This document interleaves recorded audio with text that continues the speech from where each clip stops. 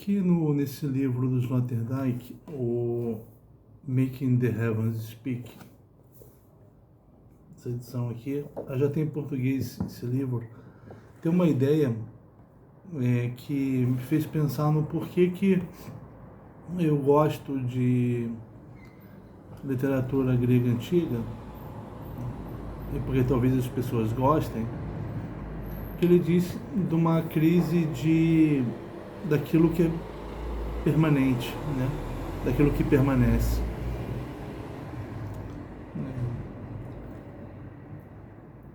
A gente vive já há alguns séculos, né? Apontado por Marx no século XIX, da dissolução das coisas, né? Dissolução dos comportamentos das instituições em razão do capitalismo, do capital e o seu acúmulo, né? E desde essa época, do século XVIII, existe uma literatura que diz isso para o homem, né? É a sociedade olhando para si mesma, a sociedade aparecendo para si mesma, e numa literatura que deve ser lida pelo burguês para ele ver do que ele está participando, né? Numa situação privilegiada. A produção do Marx e do Engels, e também os livros do Alexis de Tocqueville, da Simone de Beauvoir, várias formas, várias vertentes, mas com essa preocupação de fazer a sociedade olhar para si mesma, né?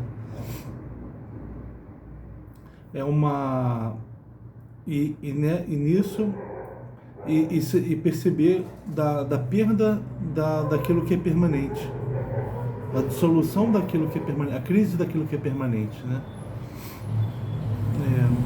Aquilo que existia nas sociedades antigas, com a ideia de funciona a ideia de que as coisas são permanentes, né? De que há uma tradição.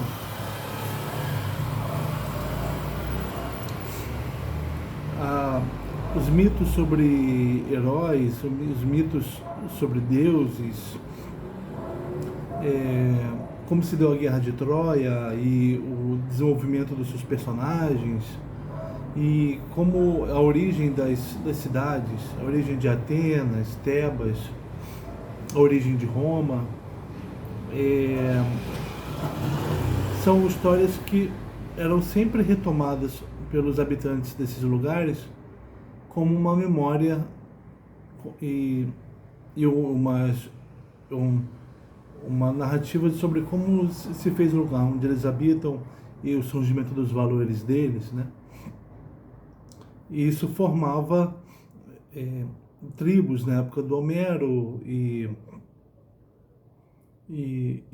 uma sociedade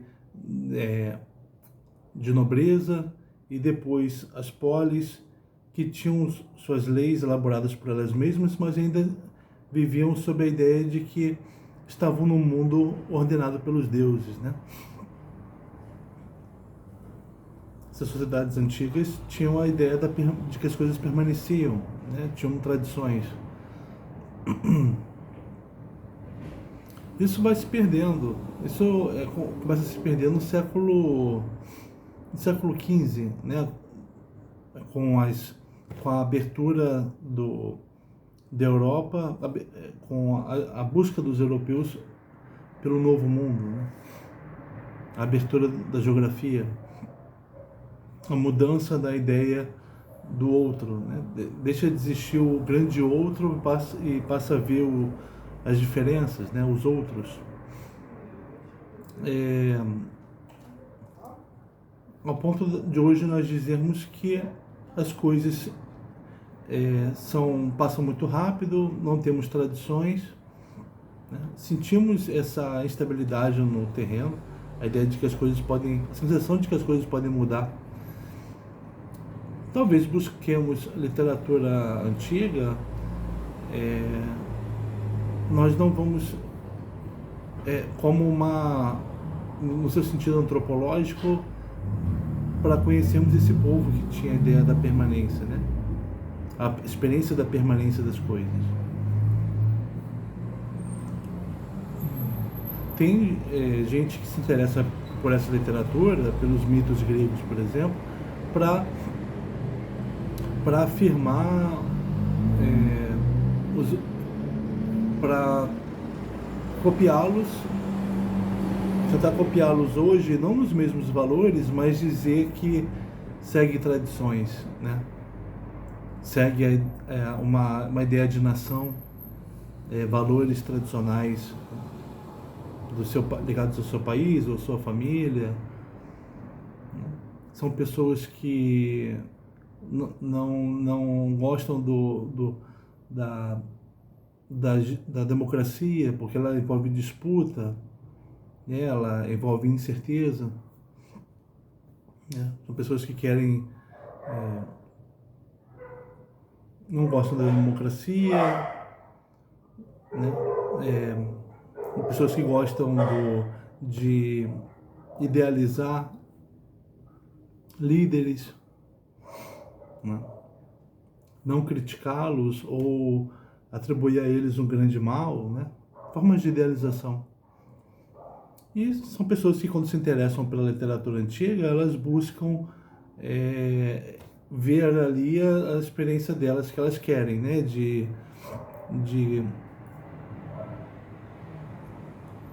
Mas ver na tradição alguma coisa que alimente o conservadorismo delas. Não é para isso que eu vejo ler a literatura antiga. Como eu disse, é para conhecer aquele povo, na sua riqueza e no que ele produziu de ideias que são muito são do meu agrado, né?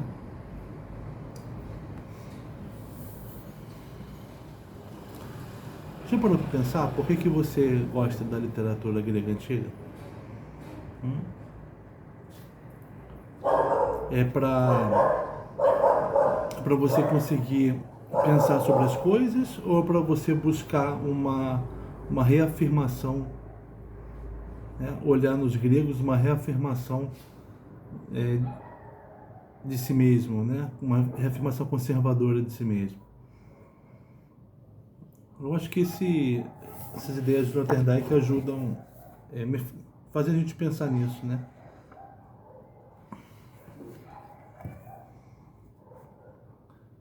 Se a gente pode concordar com ele de que os best-sellers, não os best-sellers, mas os grandes livros de 200 anos para cá, são sociologizantes, né? Elas querem que o homem veja o quanto ele é decaído, isso já vindo de uma tradição cristã, né? De uma literatura anterior cristã, que aponta o homem como decaído, como estando errado, e ele precisa se informar, precisa se ela preparar espiritualmente para atingir Deus, ou se informar e se conscientizar para ver o seu lugar na sociedade, na literatura sociologizante de 200 anos para cá. Os antigos não tinham a ideia de que eles não conheciam o mundo, eles viviam em erro.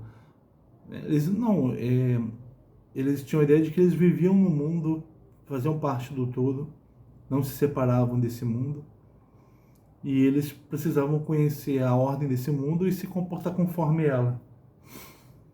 O erro era a exceção. É quando havia uma epidemia ou uma má performance numa guerra, o que o meu povo fez de errado, né? Então devemos propiciar os deuses. O erro era a exceção. Para nós não, o erro parece ser a nossa condição, né?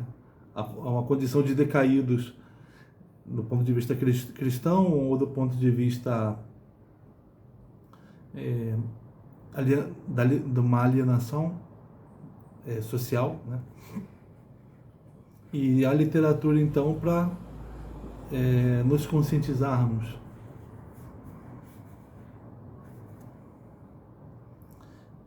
para percebermos,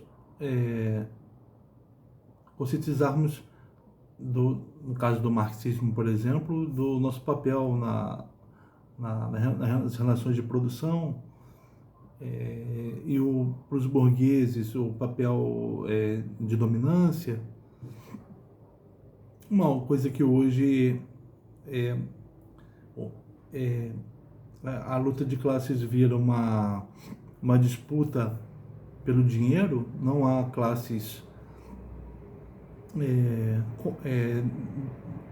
tão identificáveis como havia há uns séculos atrás, até décadas atrás. Nós temos a disputa pelo dinheiro no Estado, né, administrado pelo Estado.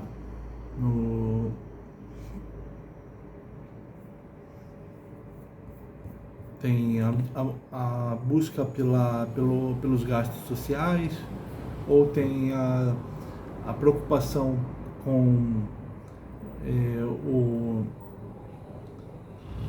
que o Estado continue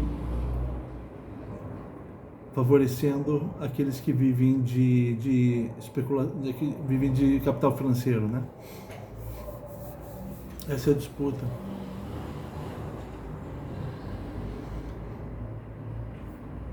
E vem uma literatura recente dizendo do como o capital financeiro coloca tudo a serviço dele, né? Inclusive não se importando com o que se produz, contanto que ele faça as ações das empresas se valorizarem. Então, o concreto é jogado para o alto. Tem uma literatura que diz: olha, veja o que está acontecendo, né? Veja essa instabilidade na qual você está vivendo. É uma forma de você, essa conscientização é uma forma de você ascender espiritualmente, não a Deus, mas ao conhecimento do seu ambiente, né? Aí você pode buscar então a literatura antiga, de uma época em que as coisas eram estáveis, né? Os valores heróicos que conformavam grupos sociais, davam a eles a noção de pertencimento, o herói que veio da minha cidade, que fundou a minha cidade, o Deus que protege a minha cidade. Isso produz uma esfera protetiva, né? E as pessoas se orientam de acordo com esses mitos locais. Nós lemos isso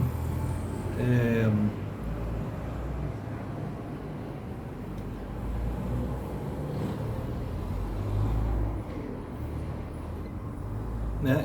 E falamos, quais são os mitos do lugar onde eu vivo? Quais são as histórias fundamentais? O que há de permanente naquilo, no lugar onde eu vivo? Aí eu vou buscar mitos para mim, né?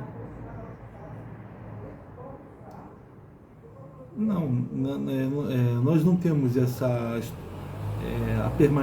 experiência da permanência das coisas. E será que temos que ter?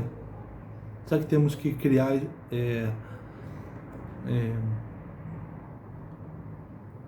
histórias que nos ancorem? Podemos olhar para o passado, nosso passado, aquele que nós vivemos, como: será que num certo momento fomos melhores do que estamos sendo hoje? Será que enxergamos a nossa relação com a beleza da mulher de uma forma melhor do que lidamos com isso hoje? Será que não estamos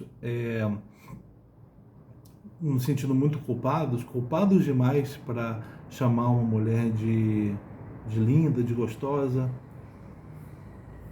Aí podemos olhar para o passado para criticarmos a nós, né? Enxergarmos o que estamos fazendo, mas não em busca de uma permanência, em busca de valores que não mudem.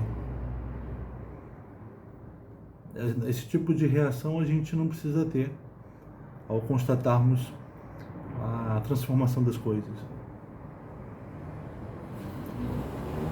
Então é só isso mesmo. Obrigado.